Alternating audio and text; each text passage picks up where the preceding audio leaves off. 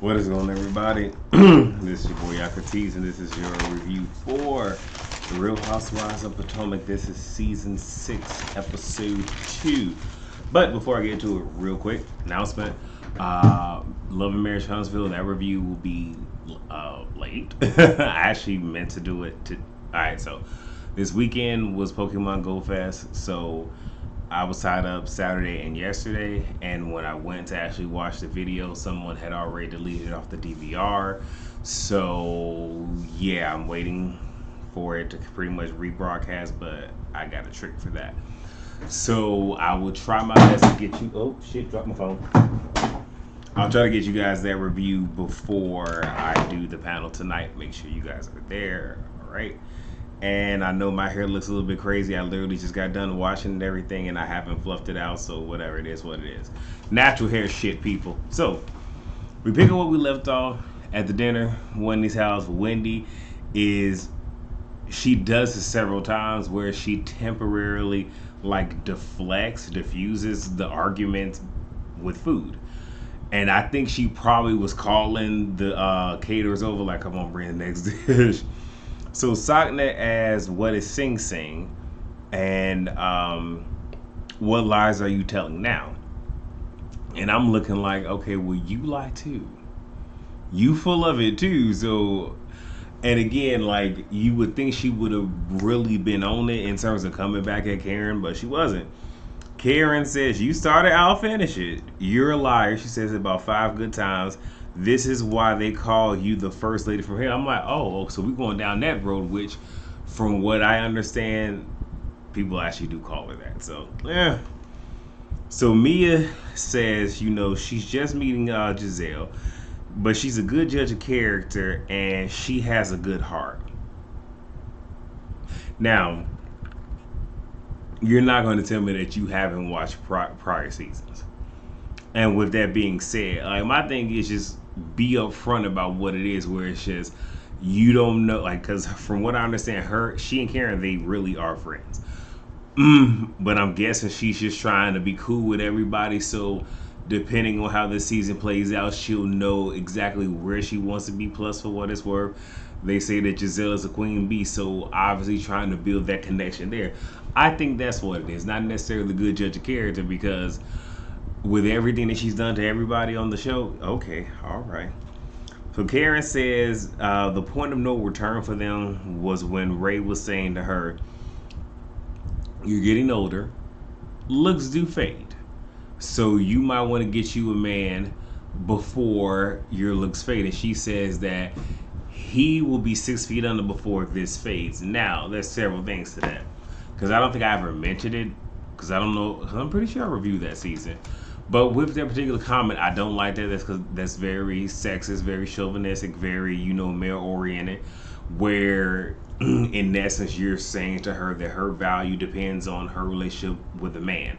Which we're in a very patriarchal society. So a lot of men, especially older men, those that are baby boomers, and if we even still got the solid generation around, like, they have that mindset, like, it's fixed in.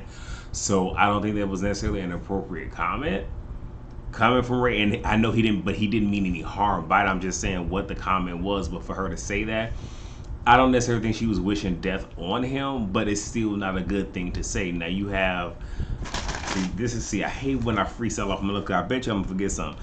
Doobie Wig says, why are you addressing it now?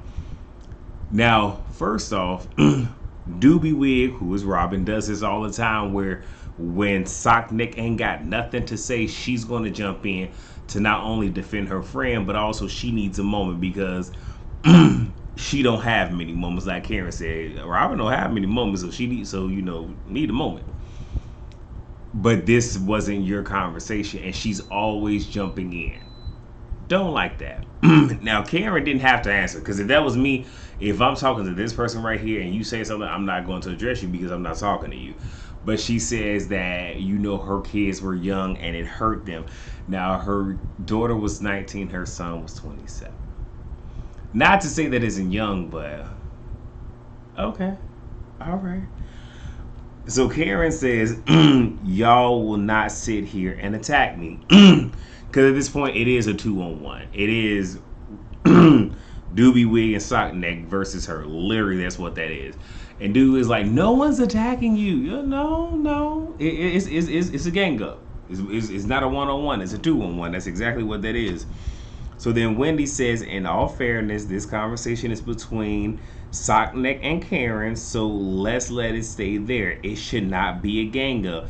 And Doobie Wig says it's not a gang up. It is, but I can appreciate Wendy for being level-headed, where it's just like, look, this is between these two. Let these two handle it.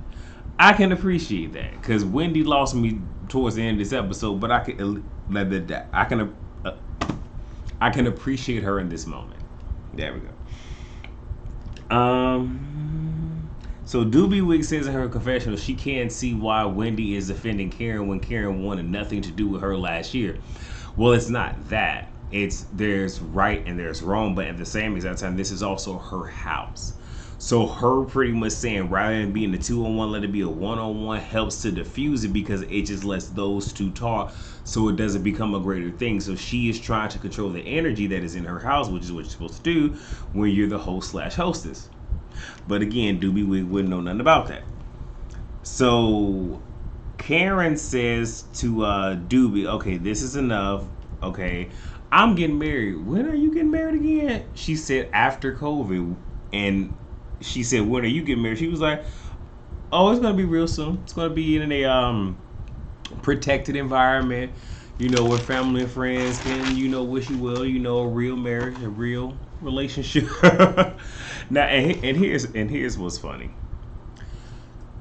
Doobie Wig is going to get enough of messing with Karen because there's a lot of times that she tries to come in and defend her friend or whatever, and Karen hits her with a 1-2. Now, this is the one time that she did not directly mention one, but last season, Doobie said something and she cleared her so quick when she brought up one, she couldn't say nothing. So it's like, I say the same thing when it comes to Sockneck. Why do y'all even start with Karen?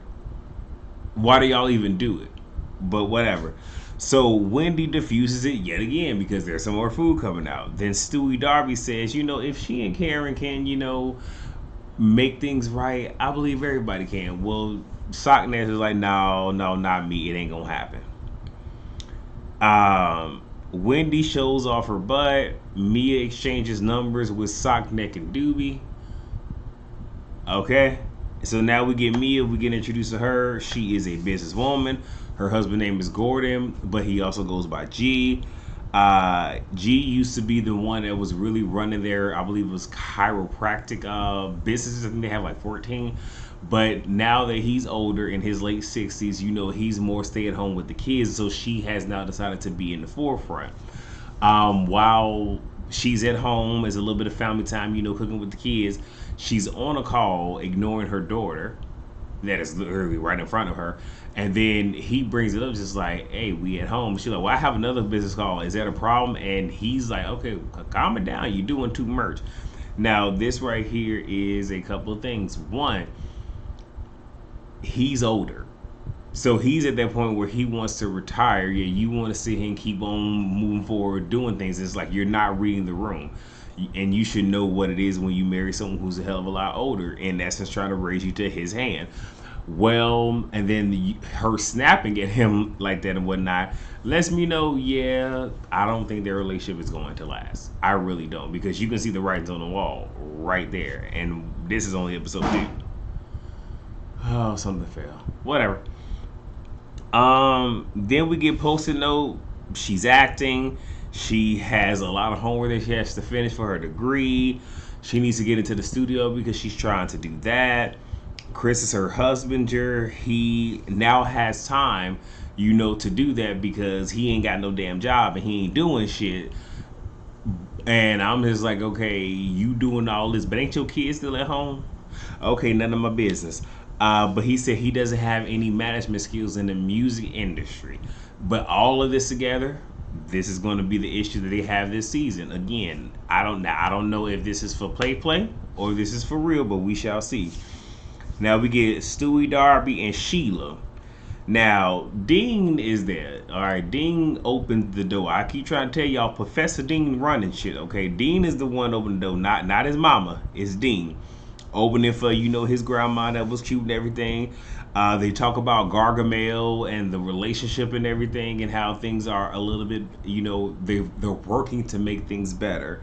She talks about therapy and postpartum, because she realizes that she's starting to go down the same cycle she went with when she had Dean. And then she starts talking about her and Gargamel having sex. I don't know. Moving on. Moving on. So we get Sockneck and Doobie. The West Wing is done on Sockneck's house. It is a horror. Okay, you have a ranch style house, and then it seemed like they did like a 2-floor that attached onto the. It looks fucking ridiculous, but again, she paid for it. It's paid for. It's in a decent area. It is what it is. I can't talk too much shit because I don't own my own house. I'm just saying, on the outside, that shit looks a horror. It just looks like they took 2 houses, almost like Play-Doh, and just stuck them together, and boom, there you go. Doobie says in her confessional that the inside is nice, but the outside, not so much. And you're going to pay for that come the reunion, because again, every time you talk against Giselle, that's something at the reunion. Sockneck doesn't want to be around Karen. Until an apology happens. Yet we see in a scene for next week that you are in a scene with her, because you can sit here and say you don't want to be around her, but the more scenes you miss, the more they dock your pay, and you needs the money.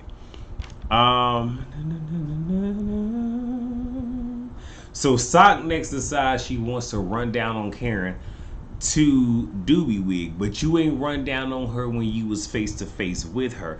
And this is when she starts talking about Ray and his finances, and she was like, well, you just bought a house. She was like, I guarantee you this, Ray will be dead before they actually purchase a house. I was like, oh, this time, yeah. Like I could try to excuse the first comment, I can't excuse this one. But okay, all right, you gonna pay for it. Karen, we get her. She says to Ray, maybe she went a little bit too hard. I'm pretty sure now that she didn't watch this damn episode back now, you went just enough. Probably could have went a little bit more harder. She wants to throw a love party. Everyone is invited. We get Wendy. She has her family over, mother, sister, all that good jazz. Her mom wants them to pay for her to get a new set of boobs. I would have cleared the fuck out of my parent right there at that table. Just like, you don't come in here demanding shit. But okay, all right, I'm a different type of person. Wendy is starting an essential line, and all she has is some packaging and a candle. Eddie is not on board, and you can see it in his face that he's just like, I don't think this is a good idea. So you want to sit here and quit everything that you're doing now to do this. She says that she's a couple thousand in. She needs a couple more thousand, which is 20,000. And it's like, well, you wouldn't need that if you didn't sit here and rent that house that you had last season. But at the same time, I think the reason that her husband is looking at her like that, because it doesn't seem like she has a vision. She doesn't have a business plan, and none of that stuff is mapped out. And I wonder what she spent those couple thousand on. But again, hey, if she like it, I love it. So now we get Stubby Darby. She's on the phone with some type of health physician, talking about this placenta, eating it and whatnot. Karen is looking at her like, hell the fuck no, I wouldn't be doing it. Karen invites her and Michael to the party that she's having, and she even said, she didn't see it for Michael, but since she and Stu are in a good place, if she likes Gargamel, well then okay, Gargamel is more than welcome to come by. They talk about the whole Sing Sing thing, and Karen was like, well, it was a bit of a stretch. Pretty much she lied. Which is just like, I love Karen, but yeah, you lie a lot. You lie a lot. But hey, it was good for TV. And sometimes you gotta throw something out there just to shut a motherfucker up. But that reminds me of Mariah Married to Medicine, when she was talking to Heavenly and walked back in saying how, her husband is cheating on her. And I got the receipts, baby. Like, that's what that reminded me of. But she thought it went well. Like, she thought the Sing Sing thing matched up perfectly with the hot box. So Professor Dean wakes up from his nap, sees Karen, and she has that witchy nose. He wasn't featuring her. He started crying and everything. I'm just like, oh, poor baby Dean, poor baby Dean. What else? So Post-it note. She gets her invitation, and she wants to move. She is trying to figure out how can she move forward with someone who ignores her pain. Karen wasn't ignoring your pain. She understood that you was hurting. Now, I would be pissed if somebody went to HR on me for some bullshit. Hell yeah, but okay, cool, whatever. So we got Karen's party. Oh, I just want to let y'all know I'm not talking about Sockneck and her chair because I don't give a fuck. So Sockneck and Doobie do not come, and I think that was stupid for Doobie Wig not to come because you need to be in as many scenes as possible because we all know because Monique did not come back is the only reason why she came back, and we gonna keep that all the way 1,000. So you need to be in as many scenes as motherfucking possible. Mia asked, "Is Doobie coming?" And she was like, "Oh well, I guess because she's not in a real relationship, I never about hollered." Karen and Post-it hug, which was nice. They decided they're going to get coffee or tea the next week. Post-it invites her over to the house, so they're making headway. And I think. Honestly, I think it's just because of the show where it's just like, look, we need to move this thing along. And, of course, you can't be missing in action because, again, you don't show up for events. You miss a percentage of a show, you ain't getting paid for it. So it is what it is. So Mia shares that all of her births have been a C-section. And Wendy asks her, how old are you? From last episode. Now, that was shade. And at this point, Wendy started with her, because you don't even have to ask that fucking question, because we all know she's fucking 36. But she cleared it up. So of course she was like, well, I checked my IDs and I'm actually 36, and then went back to telling her story. Now Mia says that she says her clit surgery is because her and her husband been getting it in a lot, because when she said that she had a C-section, she's like, okay, well if you got your clit done, how is it that, but you had a C-section, it don't add up, so, hey, they getting it in. Whatever. Karen talks about, what the event is all about, because they were trying to ask about, Post-it wanted to know about the little mishap that happened at Wendy's party, and Karen's like, we ain't doing that, not today. So, Mia says, well, Karen is a boss. Wendy is thrown aback because it's just like, okay, well, you was being all goody with Giselle, said she's a good person, but now you calling Karen a boss, it don't add up. Mia says Karen told her, if you mesh, you mesh, if you don't, you don't, but don't let it be because of me. Which is cool, decent thing to say, and she knows, and then she said the whole her wishing death on Ray was kind of iffy. So then Wendy was like, so what are you saying? And she was like, well, her character is questionable. So then Wendy's just like, okay, but then why did you take their numbers at the end of the night? Which they rewind to that and showed us that happened. And she said that she was trying to, what was it? I was over here. That she was trying to, lighten the air, which is something she should have done since it was her event. I said, the fuck what? I'm like, no, she said her house. I was like, ooh. But again, this is Wendy. Now, the questions, I'm all here for the questions, but obviously there's something about Mia that rubs Wendy the wrong way, and I think that there's probably some type of insecurity there. But this is her trying to have a moment. It's reality TV, so I'm here for it. My thing is, if you gonna sit here and open up Pandora's box, be willing to sit here and either accept what's happening or try to put the lid back on. So Stubby Darby feels that Mia should have just sided with her friend. All in all, just be there for your friend since that's your friend. And just let everything else roll out. And Mia wants to know why everyone has an issue with her if Karen don't have an issue. Wendy says maybe if you stop talking and listen, you might be able to understand. Now, I was looking at the screen like, who? And again, she ain't talking to me, but it's like, who the fuck is you talking to? If you shut up, what? Okay, all right. So Mia says, you know what? I'm done with her. I'm done talking to her. Just trying to sit here and kill the fucking mood. So Wendy says that, you know, what you're not gonna do is talk to me this way. You don't know me. What you do is sorry. You don't know me, so don't come for me because you think that we came for you. Again, who the fuck are you talking to? But Mia says, I'm not coming for you. Wendy says, I'm not done. Don't put your hand up in my face. And Mia says, okay, well, it's in your face. What you gonna do about it? Crickets. So you got Wendy trying to be hard in life, but you ain't about that life. And Mia literally pulled your whole card so motherfucking quick and smooth.